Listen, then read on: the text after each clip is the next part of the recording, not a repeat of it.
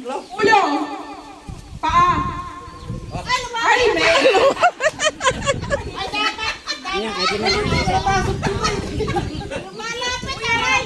Kailangan nahawakan yung paa nyo.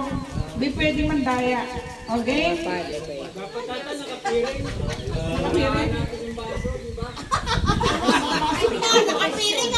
Baka nang masubsubog ka sa nakapiring. Magpapagamot pa tayo pa hospital. Okay? Tuhod. Ulo. Paa. Ulo. Tuhod. Paa. Tulong.